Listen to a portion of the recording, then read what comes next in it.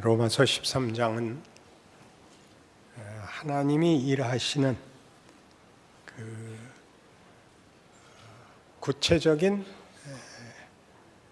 방법, 틀을 소개하고 거기에 순종할 것을 요구하는 장입니다. 위에 있는 권세에 복종하라 이렇게 됐죠. 이 당시는 유대인들이 로마의 지배를 받고 있었을 때라는 걸 기억하셔야 됩니다. 민족적으로나 신앙적으로나 항복할 수 없는 피지배하에 있는 억울하고 특별히 종교적으로는 유일신 하나님을 믿는 백성들이 말도 안 되는 많은 우상들을 섬겨야 하는 나라에 묶여 있다는 것은 그 이해가 되지도 않고 용납할 수 없는 상황에 이 말씀이 주어집니다. 이것은 종종 신자들이 자기가 사는 시대의 정권, 당시의 정부와 어떤 관계를 가져야 되는가 하는 데에서도 자주 그 논란이 되는 대목이기도 합니다. 제가 이해하는 로마서 전체의 가르침에 비교해 보면 위에 있는 권세라는 것은 컨텍스트를 가르치는 것으로 보입니다. 컨텍스트란 지난주 설교 내용부터 제가 입에 올리기 시작을 하고 원래 전문적인 용어로는 문맥, 정황이라는 뜻입니다. 저는 그것을 물론 문맥으로도 정황으로도 당연히 이해해야겠고 조금 더 넓혀서 적당한 한국말이 아직 없기 때문에 이 컨텍스트라는 말로 배경, 무대, 틀, 그릇 같은 말을 다 포함해서 컨텍스트라는 말을 쓰고 있습니다. 대비하고 싶은, 비교하고 싶은 개념이 텍스트이기 때문입니다. 텍스트는 본문이죠. 여기서 컨텍스트라는 것은 이런 뜻입니다. 우리가 살고 있는 자신의 시대에서 정권은 뭐냐? 그때 사회 질서와 가치들은 뭐냐? 그러면 우리 이해하기 좋게 부모라고 생각합니다. 부모에게 복종해라 하는 것은 우리 권력에 복종해라와는 사뭇 다르게 들리시지 않습니까? 부모에게 복종해라 그러면 누가 반발하겠습니까? 그런 의미라고 보고 있죠. 부모는 꼭 다 마음에 들지만은 않습니다. 모든 것을 다 해주지만은 않았지만 부모는 굉장히 큰 것입니다. 낳아줬고 물론 반대하겠죠. 누가 낳아달랬어? 그건 이제 못 낳았을 때 하는 소리고 낳아줬고 길러줬습니다. 제대로 안 먹이고 제대로 공부 안 시켰는데 그렇게 말고 크게 부모가 있어서 내가 있고 최소한의 기본을 해주신 분이 부모입니다. 우리는 더 나은 부모가 되어야겠죠. 세상에서는 이 컨텍스트 경쟁 혹은 전진을 목적하게 됩니다. 더 나은 나라, 더 나은 사회.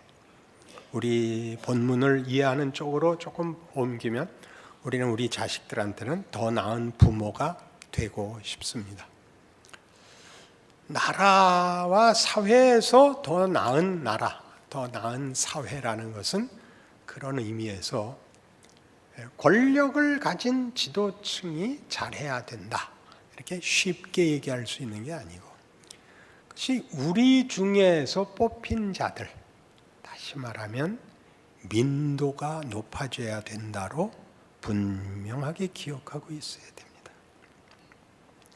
전문적인 표현으로는 시민의식, 시민사회가 성립되어야 한다, 그겁니다. 민주주의의 좋은 점은 이것이죠. 평화로운 정권 교체가 될 수 있다는 것입니다. 굉장히 중요한 것이죠. 정권이 바뀌어도 똑같던데 그건 아직 민도가 올라가지 않아서 그렇습니다.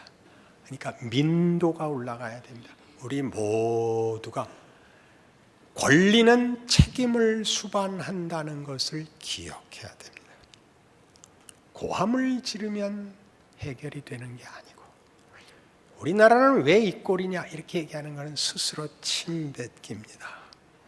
그것은 우리의 현실입니다. 이민 가지 마십시오. 이민 가면 쫓아가서 죽여버릴 것이고, 이 나라를 지키시고 망신을 함께 당하십시오. 그리하여 쌓아가셔야 됩니다. 이건 당연히 서론입니다.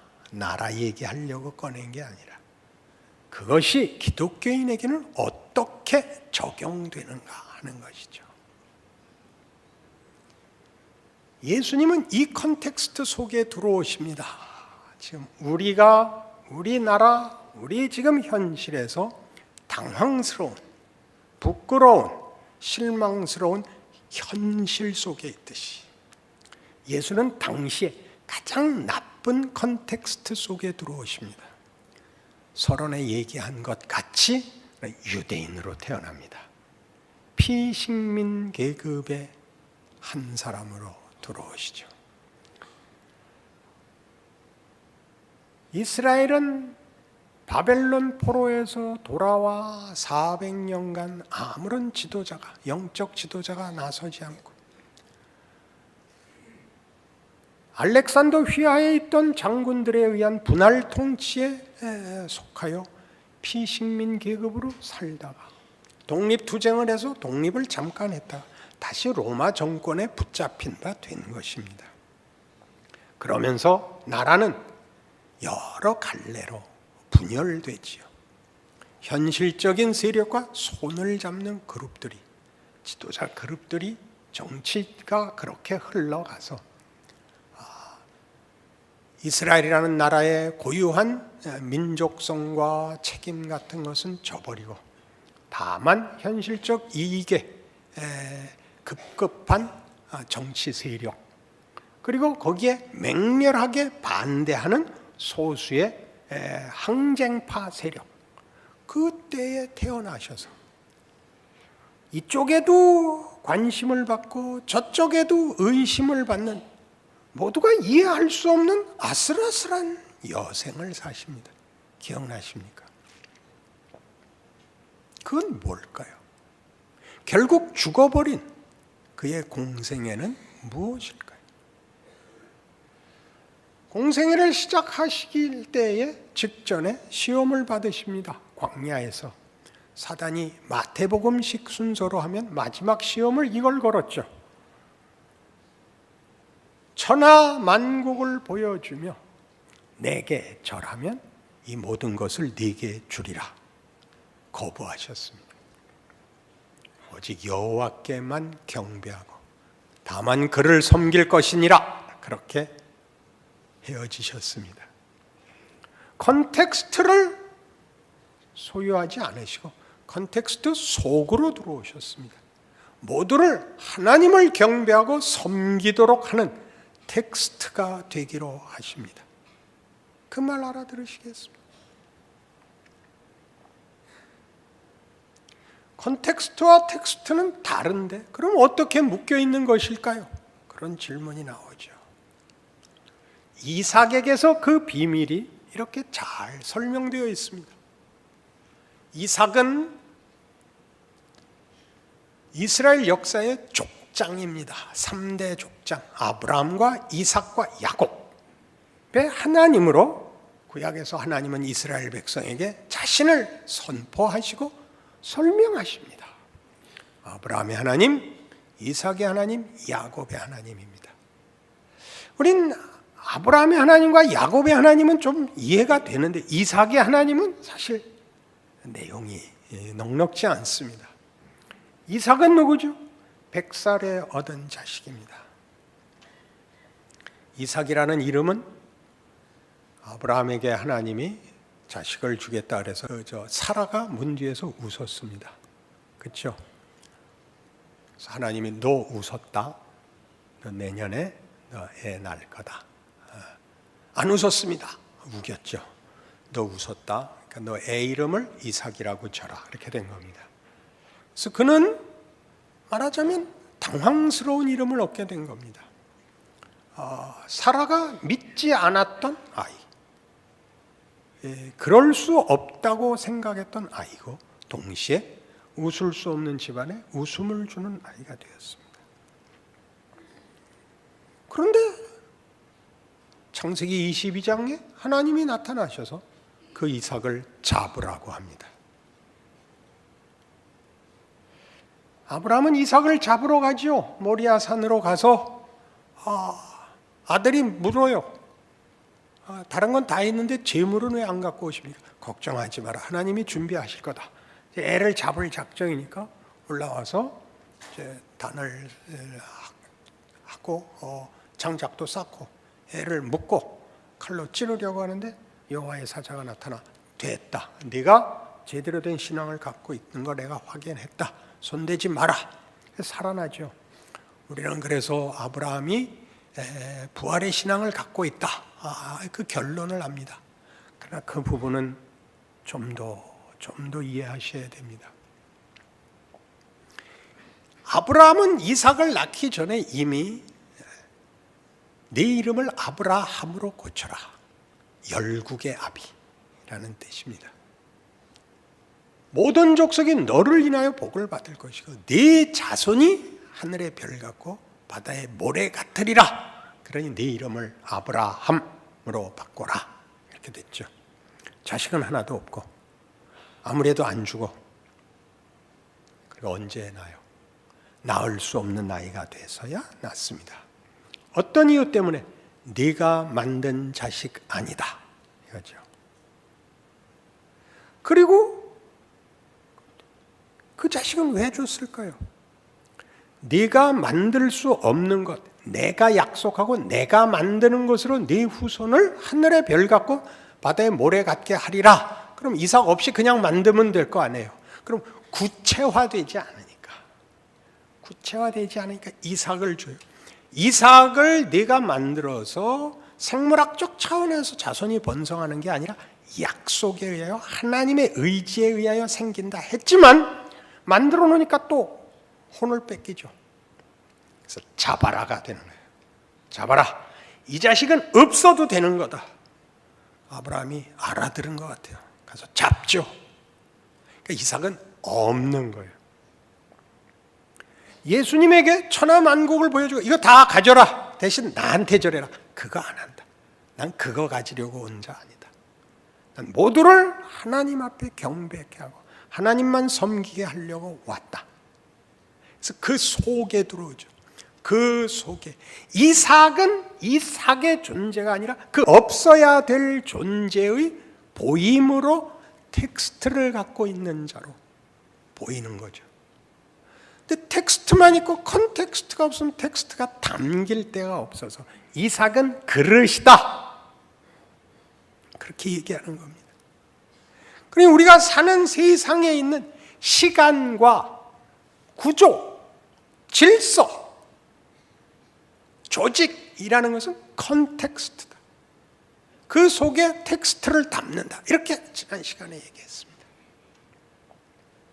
우리가 사는 그 시대의 조건, 환경, 정황, 수준 이런 것 모두 그것이 보이는 그릇이 되어 텍스트가 담기도록 우리에게 요구하는 것이 우리 각자의 독특한 지위인 것입니다. 그것은 사실 아무래도 좋은 것입니다. 그 아무래도 좋은 것이 그냥 무작위라는 뜻이 아니라 하나님의 각각에게 허락한 다양하고 특별한 지혜와 은사에 의한 자리라는 걸 기억하시고 공통된 텍스트를 묶으려고 하십니다. 예수입니다. 그러니 시민사회를 만들자, 더 나은 국가를 만들자라는 컨텍스트의 개선 이외에는 텍스트가 없는 세상에서 그 컨텍스트를 만들기 위하여 텍스트를 가지고 있는 자들만이 지금 오직 분노하고 비난하고 보복하고 밖에는 가질 수 없는 세상에서 컨텍스트를 유지케 하는 실력을 가지고 있는 자가 되는 것입니다. 어떤 컨텍스트 속에서도 하나님은 텍스트를 담아내실 수 있다를 아는 신자들만이 억울함을, 말이 안 됨을, 재난을, 불운을, 위기를, 의심을 견딜 수 있는 거죠. 나만 혼자 왔구만요.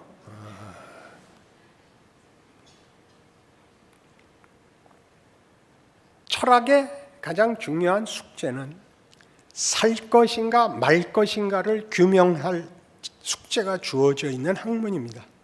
아직까지 답을 찾지 못하고 있습니다. 사람은 살아야 되는가 죽어야 되는가 그걸 맹렬히 고민하고 있다까지밖에 못 오고 답은 아직 낸 사람이 없습니다. 그 답은 기독교에만 있습니다. 예수를 믿어야 한다. 왜? 인간은 인간이 만들 수 있는 것보다 더 굉장한 존재이기 때문이다. 그게 무슨 소리냐? 인간은 하나님의 피조물이다. 하나님의 의지와 목적이 완성되어야 하는 존재이다. 그것은 영광된 것이다. 이 기독교가 가지는 답입니다. 어떻게 얻는가? 예수 안에서 창조의 하나님이, 구원의 하나님이 그것을 당신의 목적으로 하고 있기 때문에 네 인생 속에서 하나님이 신비하게 간섭하실 것이다. 그게 기독교 복음입니다.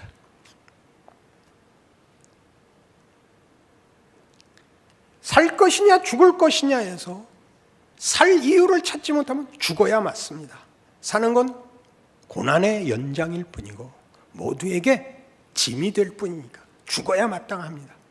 살아야겠다고 답을 찾았으면 살 이유를, 그리고 본인이 가지고 있는 살 이유와 목적을 매일의 삶 속에 채우시고 그 방향으로 연결하셔야 됩니다.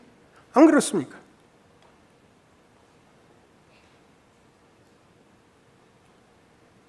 컨텍스트를 개선하는 것이 목적이 아니라 어떤 컨텍스트 속에서도 텍스트를 담을 수 있고 하나님이 그 텍스트를 담아 우리를 예수 그리스도로 보이신 죽음을 뒤집을 수 있는 기적을 살고 있고 하나님의 성실하심과 궁극적 승리를 우리를 통하여 구현하고 계신다고 안다면 우리는 무서울 게 없는 겁니다. 더 나은 나라에 태어나고 싶다고요? 그래서 뭐 하려고요? 아무것도 안 할 거 아니에요. 좋은 나라에 가서 와인 한 잔에 좋은 책 하나 보겠다고. 좋은 책은 없어요. 다 쓰레기 같은 게. 성경을 보세요. 그리고 그 말씀이 가지는 약속의 명예로움을 아세요. 알아들으세요? 왜 목사님 이렇게 무섭게 말하세요? 진지하게 말하는 거야. 그게 아닌 인생은 속는 거예요. 그렇게 안 사는 것은 방치하는 거예요. 그렇게 살지 마세요.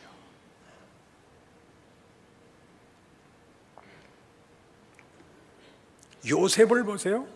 컨텍스트 속에서 하나님이 뭘 만드는가 보세요. 어떻게 텍스트가 들어왔는가를 이스라엘의 역사를 간략히 보면 이렇게 거대하게 드러나요. 요셉이 팔려요. 요셉은 왜 팔리죠? 야곱이 마누라 넷에 애가 12이거든요. 오죽했겠어요. 딸 이름은 안 나왔어요. 그니 적어도 한 30명 됐을 거 아니에요. 이복 형제 자매예요. 보통 많은 시샘이 있었겠어요? 거기에 요셉은 편애를 받아요. 다 꼴보기 싫었겠죠. 팔아먹었잖아요. 요셉은 얼마나 철이 없었나? 지가 꾼 꿈 얘기도 해요. 철이 없어서 미움을 받고 있는데 나가서 그 얘기했다 죽을 뻔하잖아요. 르우벤이 살려줘서 간신히 노예로 팔려서 애굽에 들어가요. 낯설은 땅에 들어가 모르는 사람들 속에서 종이 돼요. 그리고 무고를 당해서 억울하게 감옥에 갑니다. 그냥 보냈을 것 같아요. 그 시위대장이 반쯤 죽여서 보냈을 거예요. 아마 외눈백이었을 거예요. 카드에 나오는 원아이 죄. 반쯤 패서 죽여갖고 보냈을 거 아니에요. 거기서 발은 족쇄에 묶이고 몸은 쇠사슬에 묶여 감당할 수 없는 나날들을 막막하게 보내는 거예요. 죽어야 나오는 것이에요. 거기서 부름을 받아서 총리가 돼요. 요셉은 보복하지 않아요. 원망하지 않아요. 했을 거예요. 그런데 하나님이 그가 당한 눈물과 한숨과 비명과 분노 속에 무엇을 담았느냐고요? 그래 자기 식구를 구해요. 식구가 모두 들어와 고센 땅, 가장 기름진 땅을 받고 거기서 한 민족을 이루어요. 너무 융성해져서 바로가 드디어 이런 칙령을 내려요. 히브리 민족은 사내 아이를 낳으면 죽여라. 얼마나 무서운 컨텍스트 속에 있었겠어요. 그래서 모세를 나일강에 떠나보내요. 근데 그걸 누가 건져요? 바로의 공주가 건져서 왕자로 키워요. 자긴 뭔지 모르고 잘 컸을 거예요. 잘 먹고. 그리고 나이 들어서 자기가 누군지 알아요. 자기 백성 구하러 나갔더니 아무도 안 들어요. 그래서 망명을 하죠. 미디안 광야에 가서 40년을 녹아버려요. 어느 날 하나님이 오셔서 자 가자, 내 백성을 구해야겠다. 아이고 하나님 늦었습니다. 그 모세 데리고 가서 10가지 재앙 내리고 홍해를 가르고 구름기둥 불기둥으로 인도하여 만나와 메추라기를 먹고 반석에서 나오는 샘을 먹여 젖과 꿀이 흐르는 땅에 들여보내고 나라를 세우고 그리고 부패하고 배신해서 망하여 바벨론 포로가 됩니다. 그리고 지금은 로마 제국 아래 피식민 계급이 되었고 자중질환 속에서 막막한 현실을 보내고 있는, 그리고 2000년 다시 유대인이나 욕하면 여러분들 책임이 끝나는 것 아닌 기독교 유산을 우리에게 물려주신 것입니다. 자, 그리고 우리는 한국에 태어났습니다. 조급하고 성급하게 선진국을 뒤쫓아갔지만 민도가 따라오지 못한 현실을 살고 있습니다. 우리 우스갯소리에 그게 있죠.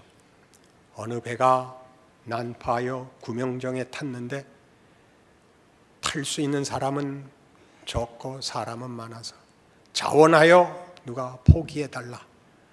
자, 그 예화에서도 희한하게 영국 놈들이 제일 잘난 놈으로 나와요. 대영제국 만세. 그리고 한 놈이 물속에 팍 뛰어들더래요. 그리고 이 나라 저 나라 하나씩 뛰어들었는데 한국 사람 하나가 나섰죠. 대한민국 만세. 그리고 옆에 있는 일본 놈을 밀어 넣었다. 이게 아시죠? 잘 아시죠? 거기에 자조가 있는 거 아세요? 대한민국으로는 자랑할 게 없어요. 일본 놈 미는 보복 외에는 아직 담을 게 없어요. 아세요? 그 나라 국민으로 같이 죽는 거예요. 진실이라는 것은 초시간적 개념이 아니고 시간 속에서 만들고 반성하고 덧입히는 구체적인 것이에요. 우리가 욕먹고 후회하고 그렇게 죽고 죽어 누적되어 디디고 넘어갈 수 있게 해야 돼요. 우리가 몸담고 살고 있는 우리의 컨텍스트예요. 그렇지만 우리는 텍스트를 갖고 있으니까 이걸 감수할 수 있는 거예요. 이걸 감수해내지 못하면 기독교라는 말 입 밖에 낼 수가 없어요. 세리는 당시에 어떤 존재였을까요? 기생충 같은 존재였겠죠. 로마의 정부 관리가 되어 자기 백성들의 고혈을 빼내는 자였겠죠. 본인이 피치 못할 사정으로 그랬는지, 원래 나쁜 놈이라 그랬는지는 상관할 거 없어요. 그걸 하는 일과 그 꼴을 보는 자, 양자가 다 그 현실을 극복해야 되는 거예요. 컨텍스트를 받고 극복하는 게 아니라 그 현실을 살아.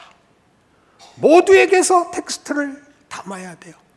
우린 복음서에서 세리 마태의 회심을 봐요. 그의 회심은 그가 세리였었기 때문에 더욱 빛나죠. 세리일 수밖에 없었던 유대인으로서 세리가 되는 그 있을 수 없는 현실을 살아온 것이 역사적 사실이었던 것처럼 그의 구원이 역사적 사실로 부각되죠. 분명해지죠. 커지죠. 컨텍스트가 훌륭해야 텍스트가 멋있어지는 것 아닌 것은 예수님의 천국 비유에도 나옵니다. 천국은 마치 밭에 감추인 보화와 같다.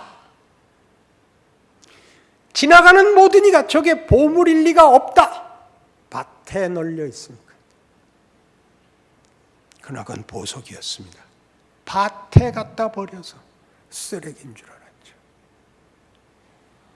여러분의 지위, 현실을 납득하셔야 됩니다. 그것으로 하나님이 일하신다는 걸 알지 못합니다. 기독교라는 이름으로 고함밖에 지를 것이 없고 원망밖에 할 게 없습니다. 그렇게 살지 마십시오.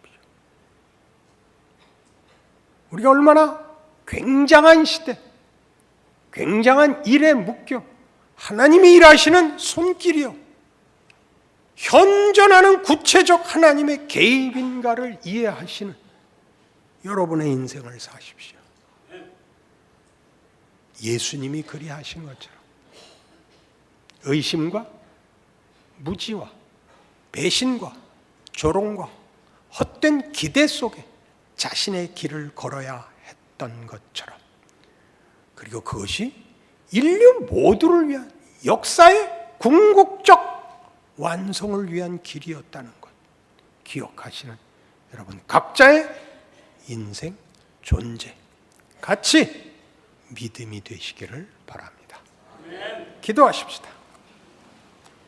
하나님 아버지 은혜를 감사합니다. 우리가 당하고 있는 현실은 우리를 절벽으로 내몰고 있습니다. 조용히 가서 짓눌려 죽어야 됩니다. 하나님은 그 속에서도 일하실 수 있기 때문입니다. 죽음이 우리를 어찌할 수 없고 안심이나 평안함이라는 이름으로 우리의 책임을 벗어날 수 없습니다. 우리가 지고 있는, 살고 있는 현실은 하나님이 일하시는 우리 시대의 십자가의 길이고 성육신의 신비입니다. 그 삶을 사는 우리 모든 믿음의 식구들 되게 하셔서 우리 시대가 죽어 싸매고 짊어져 간 짐들이 마침내 커다란 승리로 돌아오는 우리의 인생과 우리의 시대가 되도록 예수를 믿는 믿음의 힘과 기쁨과 소망을 주시옵소서. 예수님 이름으로 기도합니다.